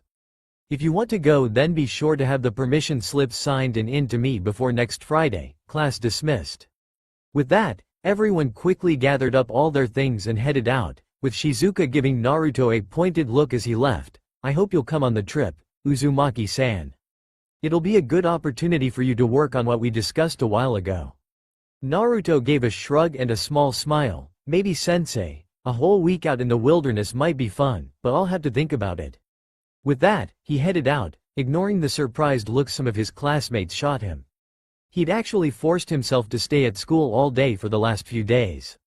Mostly because he didn't want to risk getting grounded after his parents had announced that they were having a little party for him and Yui. It wasn't going to be much, just their friends coming over to celebrate Yui becoming a genin, which was pretty much assured with how well she was doing, and Naruto being accepted into the Fuinjutsu Corps. As he headed outside, he heard whispering and odd voices, with the reason for them soon becoming clear to him. Standing at the academy gate was his father, coat and all. Naruto grinned and jogged over. Hey Two-san, aren't you supposed to be working? Minato returned the smile. Well, if I worked as late as I normally do then I'd miss the party. So I figured I'd come grab you and your sister and we could all head home together. Alright then, let's head out. Don't want to keep Raspberry waiting, Naruto said with a smirk as they started toward the Shinobi Academy. A chuckle escaped his father's lips. You got it, Lemonhead. Naruto just have him a dry look before flicking his eyes to Minato's own blonde locks. Oh, right. The father and son shared a laugh and continued on until they reached the Shinobi Academy, with Yui sprinting over to them, dragging Hinata with her. Once she got up to them, she was practically vibrating with excitement. A brand new Konoha Hite Ite tied around her arm. Hinata also wore one, which was tied around her neck. Two-san, Hinata's family had an important meeting come up and they're gonna celebrate her making genin tomorrow, so can she come to our party tonight? Minato nodded. If her family is okay with it then I don't see why not. He said before turning to the brunette, we'd be happy to have you, Hinata. Thank you Hokage-sama, she shy girl said with her own small smile. Naruto walked up to them and threw his arm around Yui's shoulder. The more the merrier, just as long as you don't mind being stuck with this one. However, he was caught off guard as a puff of smoke appeared around his sister, and when it cleared, his arm was wrapped around Hinata instead, with her looking just as surprised as him. Naruto looked over to see Yui standing where Hinata just was. Ah. Kawarimi. See how rude she is, Hinata? He asked the girl, who finally seemed to realize where she was. Hinata stared at him for a second, before blushing a bit as a small smile appeared. It's alright, I've gotten used to it over the years. Inwardly, Hinata was a bit miffed at Yui's little move there. Ever since she'd told the redhead about her crush on Naruto, Yui had been adamant about doing everything in her power to help them get together. Not that Hinata wasn't happy that Yui was alright with her crush, but she'd rather she be allowed to take it at her own pace. Although, it was thanks to Yui and her brash nature that she'd stopped stuttering and fainting all the time, so she should probably thank her. Minato shook his head at their antics. If that's everything then let's head off. We wouldn't want to be late, would we? 1 hour later. Within an hour, the little party was in full swing. The group was going to head straight to the compound, before Hinata had requested a visit to the Hyuga estate to pick up Hanabi. No doubt the 8-year-old was bored out of her skull, and Hinata felt bad about leaving her little sister out. Of course nobody had any problems with this, so they took a slight detour and grabbed the little Hyuga before getting back on track. Once they'd arrived, Kushina had wasted no time in greeting everyone and ushering them out to the garden where everyone else was already hanging out. In addition to the Namikaze family, Jiraiya, Tsunade, and Hiruzen were there, along with Kakashi and Shizune.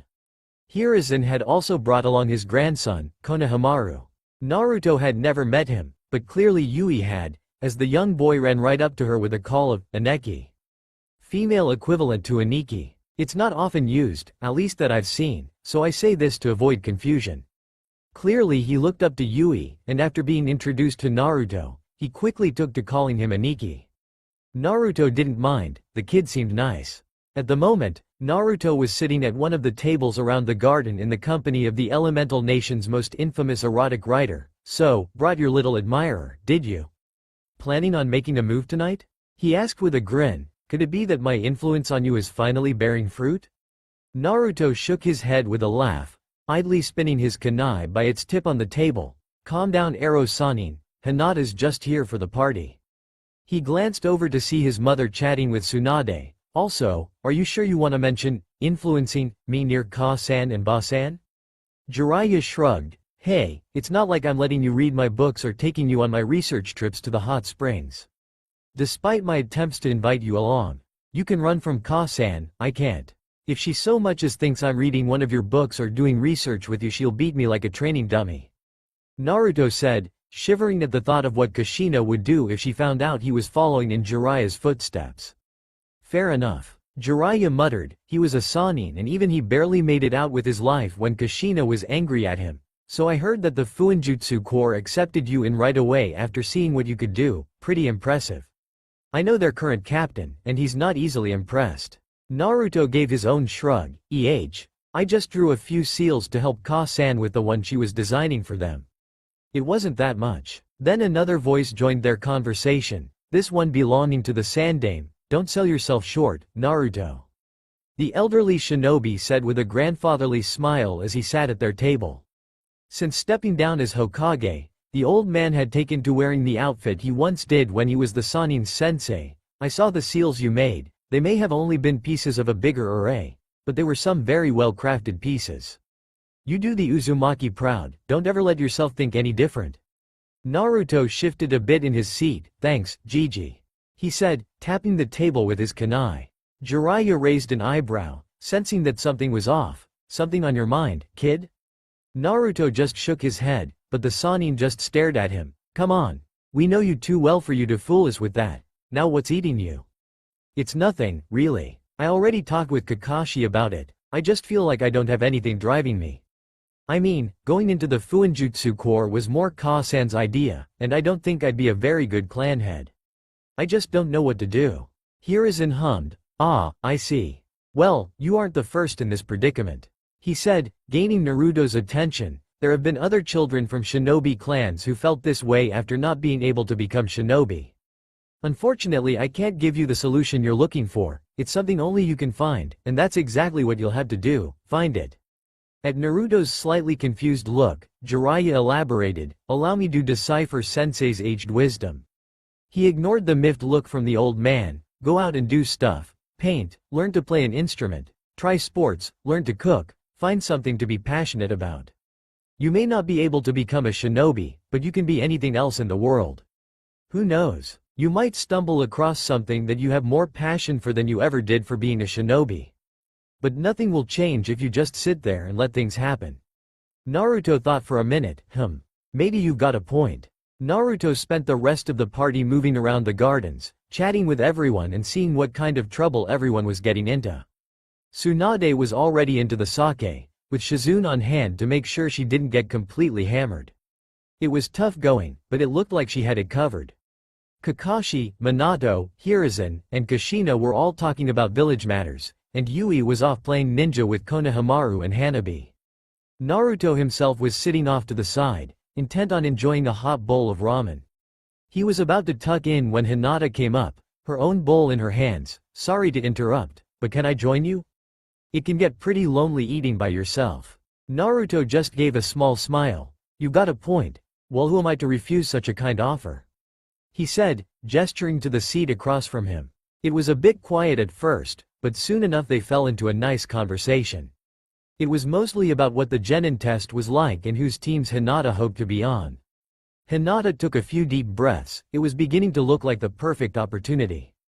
The two of them were more or less alone, and Hinata was finally confident enough to tell him about her feelings. Now that she was a Genin, she wouldn't have as much free time, so if she was going to confess her feelings, then it had to be now. Naruto, there's something I've been wanting to tell you. Naruto raised an eyebrow and listened. Well, for a long time now, I just want you to know that Dang it, why is it so hard to say? Hinata asked herself. Thankfully she didn't have to keep struggling as Naruto spoke. I know. Hinata's gaze snapped to meet his, her eyes wide. Naruto couldn't help but let out a little chuckle. I've had it figured out for a while. The blushing and fainting whenever you got near me kinda clued me in. Hinata stared for a second, before red started to creep into her face, consuming the entire thing in a red glow. Hinata started to sway, but Naruto jumped over and gave her a gentle shake. Hinata, come on, stay with me. The brunette managed to fight her way back from the brink of fainting, the blush receding a bit. Sorry. She inwardly cursed herself for almost fainting. She hadn't done that in so long, and now of all times was when it came back. Well, at least him knowing about her crush made it easier, and now it was time to move on to the second part of a confession. So, would you want to go out on a date with me sometime? She forced herself to ask. Naruto took a minute to think. He wouldn't be opposed to going out with Hinata. She was a sweet girl, clearly didn't have a mean bone in her body. Plus, since she was the Hyuga heiress, he didn't have to worry about her only wanting to date him because he was the Hokage's son. There weren't many reasons not to either, aside from potentially breaking her heart if it didn't work out. But at least if that happened, they'd both be able to say they'd tried it and it didn't work. Though there was one problem. I'd love to, Hinata. But I don't think this is the right time. Hinata's went through a roller coaster of emotions, fear, happiness, confusion, and back to fear. What do you mean? Naruto sighed and gathered his thoughts. Don't get me wrong, I'm not outright refusing. I'm just dealing with some stuff right now, and I need to take some time to get it figured out. Plus, I remember Ka-san telling Yui that trying to date when you've just stated as a genin is a bad idea, since you need to focus on learning and getting your career going. Oh, I see, Hinata said sadly, but she understood. Her own mother had told her something similar, and she didn't want to distract Naruto while he was trying to figure things out. Still, it hurt a bit. Seeing her crestfallen look, Naruto gave her a smile. Hey, how about I make you a deal? Hinata looked up, curious. Let's give it a while, long enough for me to figure my stuff out and you to get your shinobi career off the ground. Then, if you still want to, I'll take you out on a real date. Dinner, a movie, the whole 9 yards, how's that sound? Hinata perked up. You promise? Naruto gave a grin. I promise, and an Uzumaki never breaks a promise. He said, watching as a smile worked its way onto the girl's face. It was then that something caught Naruto's attention, 3 pairs of eyes watching them from behind a bush. Naruto's face turned into a deadpan stare, and he took aim with a chopstick, throwing it at one of the pairs, nailing his sister in the forehead. Yui jumped out of the bush holding her head. Ow. That hurt. What the hell was that for? As if on cue, Konohamaru jumped out himself. We've been spotted. The last member of their little trio appeared as Hanabi popped out, running up to Hinata and giving her a hug. You did it, Nei-chan. Now you don't need to practice in the mirror anymore. Hinata blushed, glancing at Naruto, before patting Hanabi's head. Thank you, Hanabi. Naruto chuckled and looked over at Yui. So Strawberry, you gonna stop trying to play matchmaker now? Yui's eyes went wide, before she turned away and tried to look innocent. I have no idea what you're talking about. Unfortunately for her, nobody believed her. Even Konohamaru could see through her lie. Aneki, I don't think anybody believes you. Naruto couldn't help but laugh as Yui deflated. She never was one for the more subtle aspect of being a shinobi. Then, something caught Naruto's attention. An Anbu had appeared in the garden, and it looked like he was whispering something to Minato. Naruto watched as his father gathered up all the others and seemingly started issuing orders. By now the others had noticed, and Naruto walked over with the others following. "To-san?"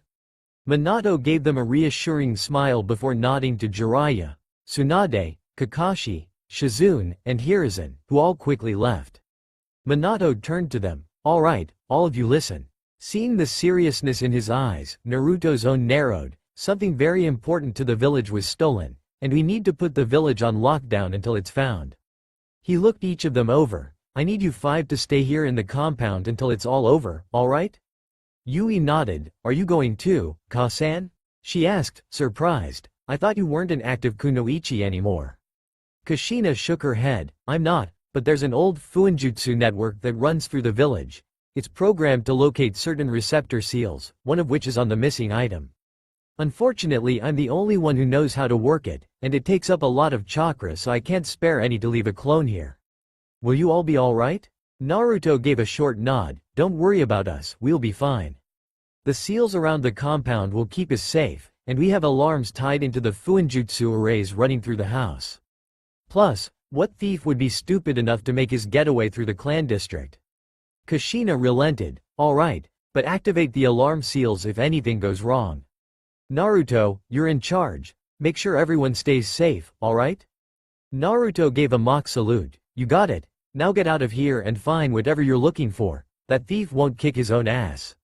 With not much else to be said, Minato and Kushina headed off to join the search while Naruto, Yui, and Hinata led Hanabi and Konohamaru inside the house. Once inside, Naruto and Yui took some time to head into Kushina's study, with Naruto having Yui channel some chakra into a wall to make a large fuinjutsu matrix appear all over it. This was a matrix specifically designed to monitor all the different security seals and arrays placed around the compound. Naruto's eyes quickly scanned over the entire thing, before nodding to himself, turning to see Yui looking extremely lost. Naruto gave a slight laugh. "It's all working, we're good." Yui jumped a bit. "Oh. Good." While Naruto had inherited the Uzumaki talent for fuinjutsu, Yui just couldn't wrap her head around it. Bless her heart though, she tried her best to seem like she knew what she was looking at. With that done, they headed back into the living room to see Hinata setting up a board game to play. Well, they needed something to do until the lockdown was over at least.